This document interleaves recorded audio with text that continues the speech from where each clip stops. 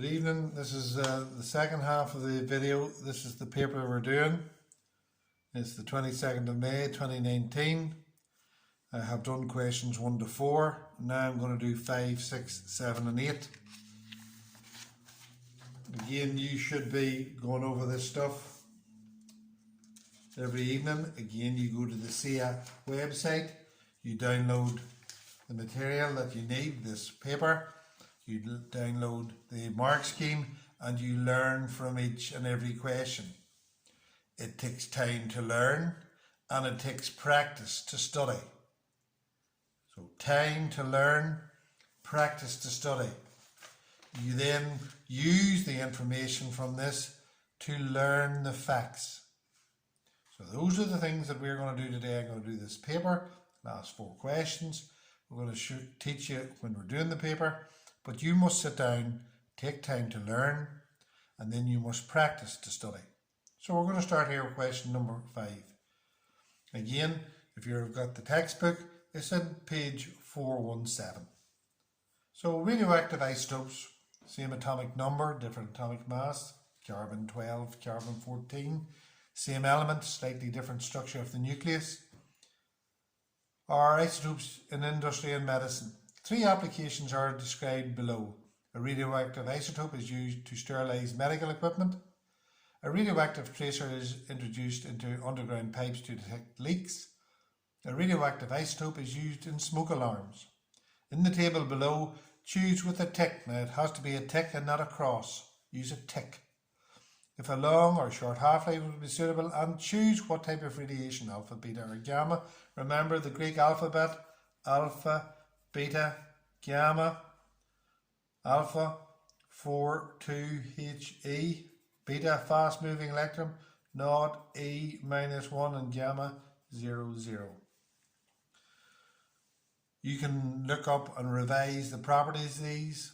They all come from the nucleus, that's why they're called nuclear physics, radioactive particles that come from the nucleus. So we're going to sterilize this medical equipment.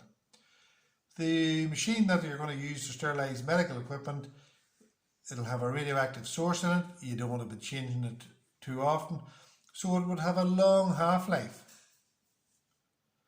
Which one would you use, alpha, beta or gamma? You would more than likely use gamma because it will kill the bacteria that's on top of the medical equipment. So now let's have a look at the tracer and pipes.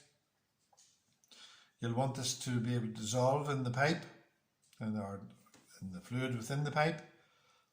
If it's water, you wouldn't want the radioactive material in it much longer than it has to be, so you'd want it to have a short half-life.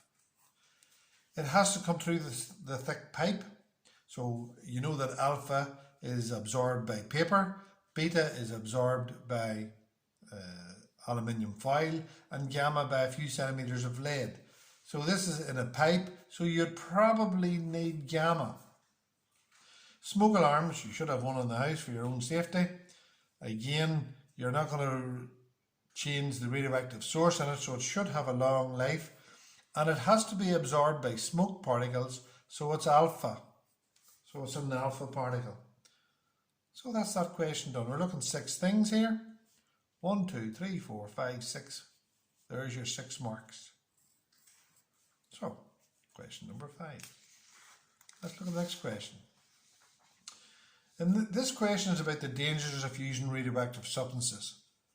People under the age of 16 are not supposed to use radioactive substances.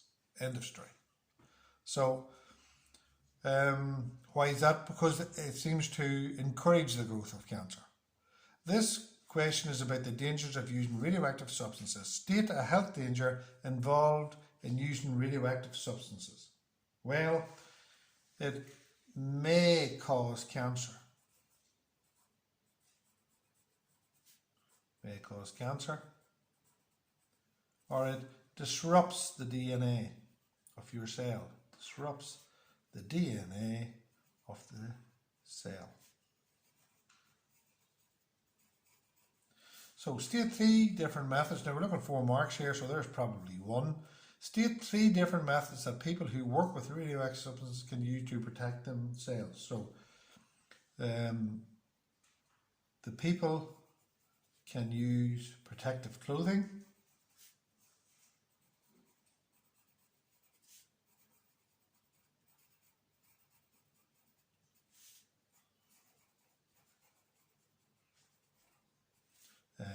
Minimize the time using the radioactive source.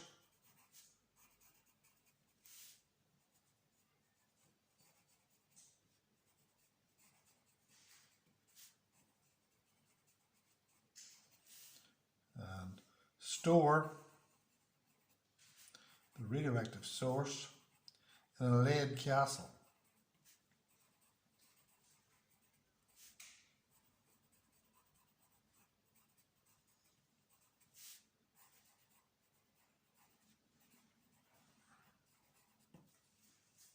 So there's my 4 marks.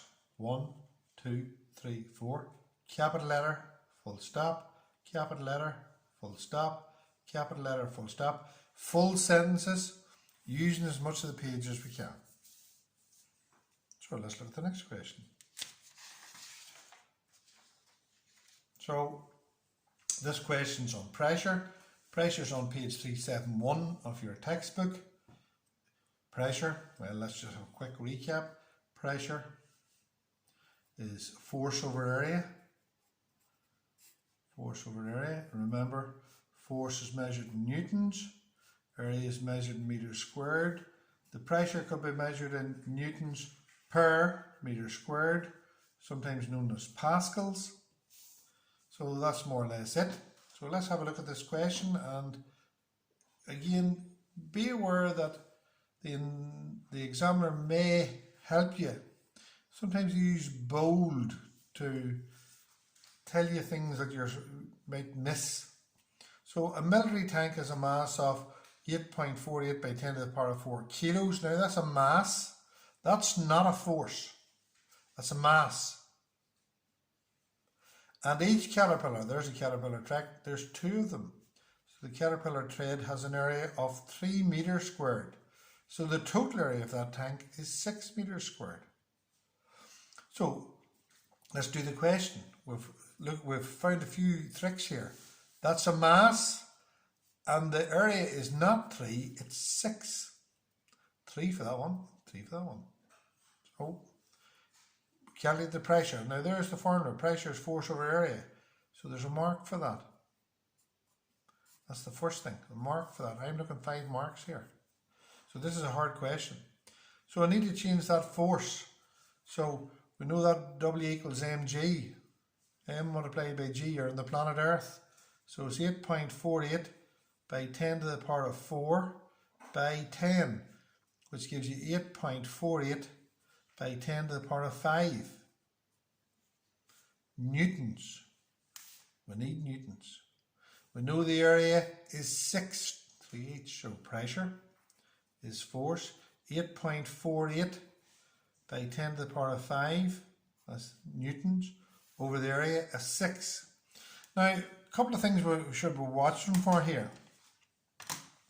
We have 3 significant figures here, and we have only 1 significant figure there. We have 2 places of decimal here. We have no places of decimal here. So there's no real logic being used here in this question. So we'll see what we get for an answer. So it's 8.48 by 10 to the power of 5 divided by 6 gives me, hit the engineering button, gives me 1.413 repeating by 10 to the power of 5 pascals, or 1.41. I'm just going to use, see the way they've used 2 decimals here? I'm going to use 2 decimals. Unfortunately, I haven't kept 2 decimals here, but we'll stick to 2 decimals. By 10 to the power of 5 newtons per meter squared. Now, if you look, no unit here. So there's a mark for the unit. There's a mark for the answer. There's a mark for that. So we get 1.41 by 10 to the 5 newtons per meter squared. If you give 1.41 by 10 to the 5 pascals. That is also correct. Either one would do. Fair enough? That's a hard question. Let's look at the tricks again. That's a mass. That's a force. They did a slippy one with the area. There's 2 tracks. Look at the way I set it out. Sometimes you should write these things down just to help yourself. It's your test paper. You write down what you like. Let's look at the next one. Explain why a metal wire may be used to cut through a piece of cheese with a smaller force than using a metal knife. Right. Smaller force. The pressure cuts through the cheese. So, the pressure is equal to the force over the area. So a smaller area means a bigger pressure. Bigger pressure means it'll cut through the cheese easier. What's the relationship between the area and the pressure? They are inversely proportional. Big A, small p. Small a, big P. Right? So the pressure is increased. Pressure is increased because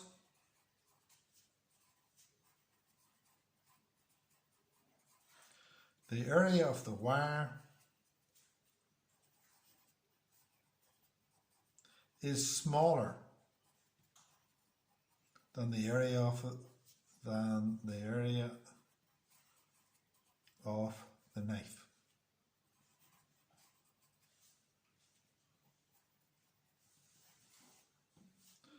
The area is inversely proportional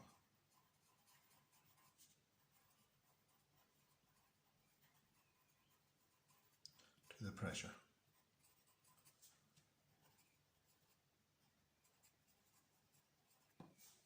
Two marks. Pressure increased, area smaller, and that's the reason. Inverse relationship. As the area gets bigger, the pressure gets smaller. As the area gets smaller, the pressure gets bigger.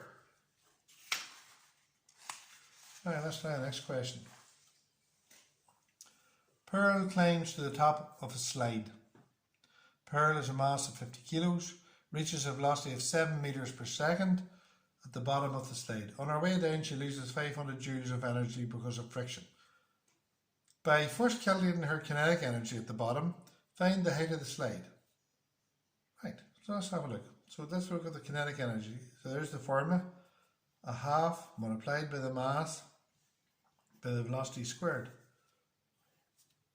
That's going to be the kinetic energy. So let's find the kinetic energy of Pearl. All energy is measured in joules. By 7 squared. What does 7 squared mean? 7 multiplied by 7, 49. So it's 25 by 49. So it's 125 joules. 1,225 joules is the kinetic energy that Pearl has. Now, Pearl lost 500 joules due to friction. So the total energy will be 1,225 plus 500. So that's 1,725 joules. That is the potential energy that Pearl had at the top. So the potential energy is equal to mass multiplied by G by H. Now we are on the planet Earth where G is 10. We know Pearl's mass. So what height was it? So it's 1725 is equal to our mass, 50 by 10 by height. 1725 is equal to 500 by height. Don't panic. Remember, if 6 is equal to 3 by 2, and we want 2, look, match them up. There's the 2, there's the 3, there's the 6. 6 divided by 3 is 2, so 1725 over 500 is equal to the height. So 1725 divided by 500, So the height of the slide is 3.45 meters is equal to the height of the slide. So Pearl's kinetic energy is that. I'm now going to write the answers in. Again, look, they've given us the unit, so I don't have to give it. And the height, they've also given us the height. So it's 3.45 meters.